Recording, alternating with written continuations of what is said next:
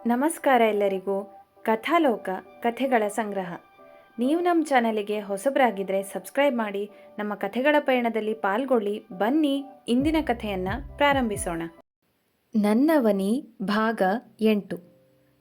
ಕಾಲೇಜಿನಿಂದ ಮನೆಗೆ ಬಂದ ಅವನಿಯ ನಡಿಗೆಯಲ್ಲಿ ಆ ಹಳೆಯ ಗತ್ತು ಇರಲಿಲ್ಲ. ಮೀರಾ ದಾರಿಯುದ್ದಕ್ಕೂ ಕೇಳಿದ ಯಾವ ಪ್ರಶ್ನೆಗೂ ಅವಳು ಉತ್ತರಿಸಿರಲಿಲ್ಲ. ಅವಳ ಕಣ್ಣುಗಳು ಒಣಗಿದ್ದವು. ಆದರೆ ಎದೆಯ ಒಳಗೆ ಒಂದು ಭಾರವಾದ ಕಲ್ಲು ಇಟ್ಟಂತಾಗಿತ್ತು. ಮನೆಗೆ ಬಂದವಳೆ ಯಾರೊಂದಿಗೂ ಮಾತನಾಡದೆ, ಅಮ್ಮ ಕೊಟ್ಟ ಕಾಫಿಯನ್ನೂ ಮುಟ್ಟದೆ ನೇರವಾಗಿ ಬಚ್ಚಲ ಮನೆಗೆ ಹೋಗಿ ಬಿಸಿ ನೀರು ಸುರಿದುಕೊಂಡಳು. ಆ ಬಿಸಿ ನೀರು ಅವಳ ಮೈಮೇಲಿನ ಆದಿತ್ಯನ ಸ್ಪರ್ಶದ ನೆನಪನ್ನು ಅಳಿಸಿ ಹಾಕಲು ಪ್ರಯತ್ನಿಸುತ್ತಿತ್ತು. ಆದರೆ ಅವನ ಆ ಉಸಿರಿನ ಬಿಸಿ ಇನ್ನೂ ಅವಳ ತುಟಿಯ ಬಳಿ ಸುಡುತ್ತಿರುವಂತೆ ಭಾಸವಾಗುತ್ತಿತ್ತು. ಸ್ನಾನ ಮುಗಿಸಿ ಬಂದವಳೆ ದೇವರ ಮುಂದೆ ದೀಪ ಹಚ್ಚಿ ಕೈ ಮುಗಿದು ನಿಂತಳು. ಅವಳ ಈ ವಿಚಿತ್ರ ವರ್ತನೆ ಅಮ್ಮ ಶಾರದಾ ಅವರಿಗೆ ಆಶ್ಚರ್ಯ ತಂದಿತು. ಯಾವಾಗಲೂ ಚಟಪಟ ಅಂತಿದ್ದ ಹುಡುಗಿ ಮತ್ತು ದೇವರ ಮನೆ ಕಡೆ ಅಪರೂಪಕ್ಕೆ ಬರುತ್ತಿದ್ದ ಹುಡುಗಿ ಇಂದು ಇಷ್ಟು ಗಂಭೀರವಾಗಿರುವುದನ್ನು ಕಂಡು ಹತ್ತಿರ ಬಂದರು. ಅವನಿ, ಏನಾಯ್ತೆ? ಕಾಲೇಜಲ್ಲಿ ಏನಾದರೂ ಆಯ್ತಾ? ಯಾಕೆ ಹೀಗಿದೆಯಾ? ಶಾರದಾ ಮೆಲ್ಲಗೆ ಕೇಳಿದರು.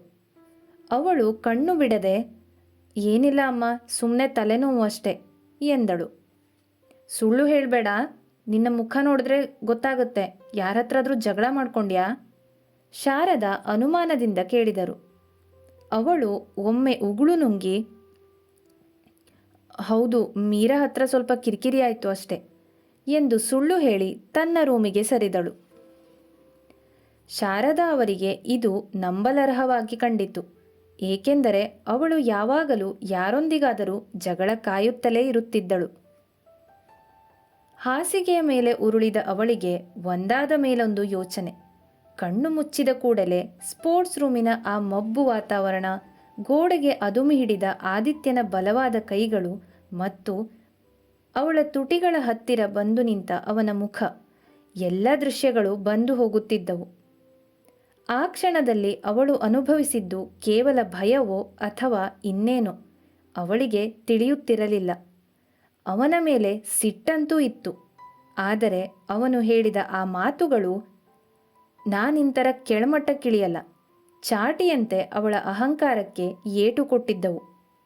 ಮೊದಲ ಬಾರಿಗೆ ಅವಳಿಗೆ ತನ್ನ ತಪ್ಪಿನ ಅರಿವಾಗಿ ಎದೆಭಾರವಾಯಿತು. ಇತ್ತ ನಂದಿಬೈಲಿನಲ್ಲಿ ಆದಿತ್ಯನ ಪರಿಸ್ಥಿತಿ ಏನು ತಳಮಳಕ್ಕೆ ಹೊರತಾಗಿರಲಿಲ್ಲ. ಆದಿತ್ಯ ತನ್ನ ಮನೆಯ ಅಂಗಳದಲ್ಲಿ ಕುಳಿತಿದ್ದ. ಅವನ ಮುಂದಿದ್ದ ಆ ಸುಟ್ಟ ಮಾಡೆಲ್ ಅವನ ಕರಿಯರ್ನ ಒಂದು ದೊಡ್ಡ ಅವಕಾಶವನ್ನು ಸುಟ್ಟು ಹಾಕಿತ್ತು. ಆದರೆ ಅವನ ತಲೆಯಲ್ಲಿ ಓಡುತ್ತಿದ್ದುದು ಆ ಲ್ಯಾಬ್ ಅಥವಾ ಪ್ರಾಜೆಕ್ಟ್ ಬಗ್ಗೆ ಅಲ್ಲ, ಬದಲಾಗಿ ಆ ಸ್ಪೋರ್ಟ್ಸ್ ರೂಮಿನಲ್ಲಿ ಅಸಹಾಯಕಳಾಗಿ ನಿಂತಿದ್ದ ಅವನಿಯ ಬಗ್ಗೆ. ಛೆ, ತಾನೊಬ್ಬ ಹುಡುಗಿ ಮೇಲೆ ಅಷ್ಟು ಜೋರಾಗಿ ದರ್ಪ ತೋರಿಸ್ಬಾರ್ದಿತ್ತು ಎಂದು ಅವನಿಗೆ ಪಶ್ಚಾತ್ತಾಪವಾಗುತ್ತಿತ್ತು. ಜೀವನದಲ್ಲಿ ಯಾರ ಹತ್ರನೂ ಅಷ್ಟು ಒರಟಾಗಿ ನಡ್ಕೊಂಡವನಲ್ಲ ನಾನು. ಅವಳನ್ನು ಹೆದರ್ಸೋಕೆ ಅಂತ ಅವಳ ಕೈಗಳನ್ನು ಬಿಗಿಯಾಗಿ ಹಿಡಿದಿದ್ದು, ಅವಳನ್ನು ಚುಂಬಿಸೋಕೆ ಹೋಗಿದ್ದು. ಅವನಿಗೆ ತನ್ನ ಮೇಲೆ ಒಮ್ಮೆ ಅಸಹ್ಯ ಹುಟ್ಟಿತ್ತು. ಅವಳು ತಪ್ಪು ಮಾಡಿದ್ಲು ನಿಜ, ಆದರೆ ನಾನು ಮಾಡಿದ್ದೇನು? ನಾನು ಅಂದಿದ್ದಕ್ಕೂ ಮಾಡಿದ್ದಕ್ಕೂ ವ್ಯತ್ಯಾಸನೇ ಇಲ್ದಂತಾಯ್ತಲ್ಲ ಎಂದು ಅವನು ತನ್ನ ಕೈಗಳನ್ನೇ ದಿಟ್ಟಿಸಿ ನೋಡುತ್ತಿದ್ದ. ಅವರಿಬ್ಬರ ನಡುವೆ ಇದ್ದದ್ದು ಯಾವುದೇ ಪ್ರೀತಿ ಆಕರ್ಷಣೆ ಅಲ್ಲ, ಅತ್ತ ಅಪ್ಪಡ ದ್ವೇಷವೂ ಅಲ್ಲ. ಅದು ಇಬ್ಬರ ಅಹಂಕಾರದ ನಡುವೆ ಸಿಕ್ಕಿಬಿದ್ದ ಒಂದು ಅವ್ಯಕ್ತ ಭಾವನೆ. ಆದಿತ್ಯನಿಗೆ ಅವಳ ಅಳುಮುಖ ಕಾಡುತ್ತಿದ್ದರೆ, ಇತ್ತ ಇವಳಿಗೆ ಅವನ ಆ ಗಂಭೀರವಾದ ಸಂಸ್ಕಾರದ ಮಾತುಗಳು ಕಾಡುತ್ತಿದ್ದವು.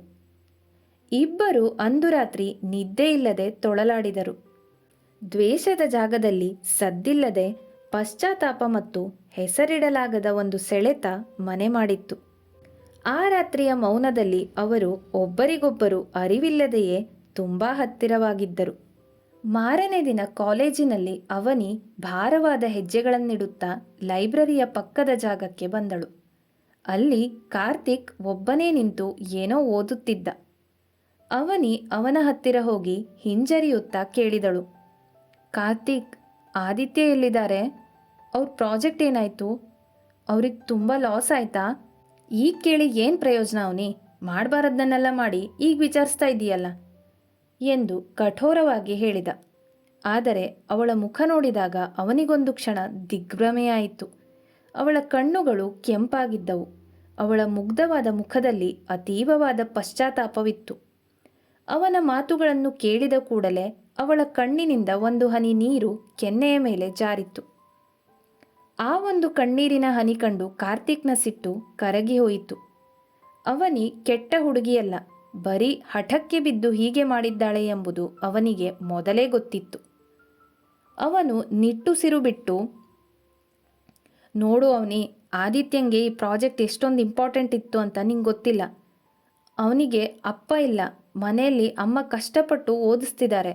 ನೀನು ಮಾಡಿದ ಕೆಲಸದಿಂದ ಅವನು ಇಡೀ ವರ್ಷನೇ ಹಾಳಾಗ್ತಿತ್ತು. ಆದರೆ ಪುಣ್ಯಕ್ಕೆ ನಮ್ಮ ಪ್ರೊಫೆಸರ್ ಒಬ್ಬರು ಅವನ ಟ್ಯಾಲೆಂಟ್ ನೋಡಿ, ಇಷ್ಟು ದಿನ ಅವನು ಪಟ್ಟಿರೋ ಕಷ್ಟ ನೋಡಿ ಹೇಗೋ ಮ್ಯಾನೇಜ್ ಮಾಡಿ ಮಾರ್ಕ್ಸ್ ಕೊಟ್ಟಿದ್ದಾರೆ. ಸೊ ಅವನ ಕರಿಯರ್ಗೆ ಸದ್ಯಕ್ಕೆ ತೊಂದರೆ ಇಲ್ಲ ಎಂದು ಮೆಲ್ಲಗೆ ಹೇಳಿದ. ಅವನ ಮಾತಿನಿಂದ ಅವಳ ಎದೆಯ ಭಾರ ಸ್ವಲ್ಪ ಇಳಿಯಿತು. ನಂಗೆ ನಿಜವಾಗ್ಲೂ ಇದೆಲ್ಲ ಗೊತ್ತಿರಲಿಲ್ಲ ಕಾರ್ತಿಕ್, ನಾನು ಅವ್ರ ಹತ್ರ ಕ್ಷಮೆ ಕೇಳಬೇಕು, ಅವ್ರು ಎಲ್ಲಿದ್ದಾರೆ ಎಂದು ಆತುರದಿಂದ ಕೇಳಿದಳು. ಕಾರ್ತಿಕ್ ಅವನು ಹತ್ರದಲ್ಲೇ ಎಂದು ಹೇಳಲು ಹೋಗುವಷ್ಟರಲ್ಲಿ ಅಲ್ಲಿಗೆ ಆದಿತ್ಯ ಬಂದೇ ಬಿಟ್ಟ. ದೂರದಿಂದಲೇ ಅವಳನ್ನು ಕಂಡ ಆದಿತ್ಯನ ಮುಖ ಕೆಂಡವಾಯಿತು. ಅವನ ಕಣ್ಣುಗಳಲ್ಲಿ ಮತ್ತೆ ಅದೇ ಆಕ್ರೋಶ ಜಾಗೃತವಾಯಿತು. ಕಾರ್ತಿಕ್ನ ಹತ್ತಿರ ಬಂದು, ಲೋ ಕಾರ್ತಿಕ್, ಇವಳು ಎಲ್ಲಿಯಾಕೆ ಬಂದಿದ್ದಾಳೆ? ಇವಳು ಮುಖ ನೋಡೋಕ್ಕೂ ನಂಗೆ ಇಷ್ಟ ಇಲ್ಲ ಅಂತ ನಿಂಗೆ ಗೊತ್ತಿಲ್ವಾ? ಮೊದಲು ಇವಳನ್ನು ಇಲ್ಲಿಂದ ಹೋಗೋಕೆ ಹೇಳು, ಜೋರಾಗಿ ಹೇಳಿದ. ಕಾರ್ತಿಕ್ ಪರಿಸ್ಥಿತಿಯನ್ನು ತಿಳಿಗೊಳಿಸಲು ಪ್ರಯತ್ನಿಸಿದ. ಆದಿತ್ಯ, ಒಂದು ನಿಮಿಷ ಇಲ್ಲಿ ಕೇಳು, ಅವಳು ಸಾರಿ ಕೇಳೋಕೆ ಬಂದಿದ್ದಾಳೆ, ಅವಳಿಗೆ ಅವಳು ಮಾಡಿದ ತಪ್ಪು ಅಂತ. ಕಾರ್ತಿಕ್ ಮಾತನ್ನು ಪೂರ್ತಿ ಮಾಡಲು ಬಿಡದ ಆದಿತ್ಯ ಅವನನ್ನು ಕೋಪದಿಂದ ನೋಡಿ, ಕಾರ್ತಿಕ್ ಸುಮ್ಮನೆ ಇರು ನೀನು, ಅವಳು ಏನು ಹೇಳ್ತಾಳೆ ಅನ್ನೋದು ನಂಗೆ ಬೇಕಿಲ್ಲ. ಇವಳಿ ನಾಟಕದ ಸಾರಿ ಕೇಳಿ ನನ್ನ ಪ್ರಾಜೆಕ್ಟ್ ವಾಪಸ್ ಬರಲ್ಲ. ನನಗೂ ಅವಳಿಗೂ ಯಾವುದೇ ಸಂಬಂಧ ಇಲ್ಲ. ಮೊದಲು ಅವಳನ್ನು ಇಲ್ಲಿಂದ ಕಳಿಸು ಅಷ್ಟೆ ಎಂದ. ಅವನಿ ಗಾಬರಿಯಿಂದ ಆದಿತ್ಯನ ಮುಖ ನೋಡಿದಳು. ಅವನ ಕಣ್ಣಲ್ಲಿ ಅವಳ ಮೇಲೆ ಅತೀವವಾದ ಜಿಗುಪ್ಸೆ ಇತ್ತು. ಕಾರ್ತಿಕ್ ಅಸಹಾಯಕತೆಯಿಂದ ಅವಳ ಮುಖ ನೋಡಿದ. ಆದಿತ್ಯನ ಸಿಟ್ಟು ತಣ್ಣಗಾಗುವ ಲಕ್ಷಣಗಳೇ ಇರಲಿಲ್ಲ.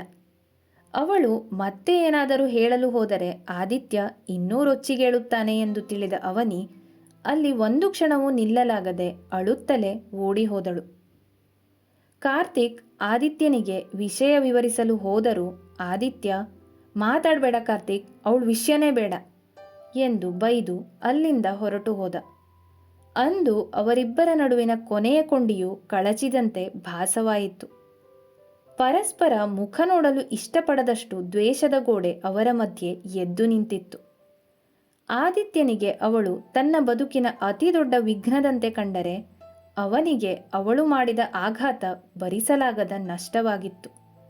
ಅಂದು ದೂರ ಸರಿದ ಅವರಿಬ್ಬರು ಇನ್ನು ಮೇಲೆ ನಮ್ಮ ದಾರಿಗಳು ಎಂದಿಗೂ ಸಂಧಿಸುವುದಿಲ್ಲ ಎಂದೇ ಭಾವಿಸಿದ್ದರು. ಆದರೆ ಅವರಿಗೆ ತಿಳಿದಿರಲಿಲ್ಲ ಕಾಲದ ಚಕ್ರ ಬಹಳ ವಿಚಿತ್ರವಾಗಿ ಉರುಳುತ್ತದೆ ಎಂದು. ದ್ವೇಷದ ಕಿಚ್ಚಿನಲ್ಲಿ ಅವರು ಕಳಚಿಕೊಂಡಿದ್ದ ಅದೇ ಕೊಂಡಿಗಳನ್ನು ವಿಧಿ ಮತ್ತಷ್ಟು ಗಟ್ಟಿಯಾಗಿ ಬೆಸೆಯಲು ತೆರೆಯ ಮರೆಯಲ್ಲಿ ಸಿದ್ಧತೆ ನಡೆಸುತ್ತಿತ್ತು. ಇಂದು ಒಬ್ಬರಿಗೊಬ್ಬರು ಶತ್ರುಗಳಂತೆ ಬೆನ್ನು ಹಾಕಿ ನಡೆದಿದ್ದ ಇದೇ ದಾರಿಗಳು ಮುಂದೊಂದು ದಿನ ಅನಿವಾರ್ಯವಾಗಿ ಒಂದೇ ಮನೆಯ ಹೊಸ್ತಿಲಲ್ಲಿ ಬಂದು ನಿಲ್ಲುತ್ತವೆ ಎಂಬ ಅರಿವು ಅವರಿಬ್ಬರಿಗೂ ಇರಲಿಲ್ಲ.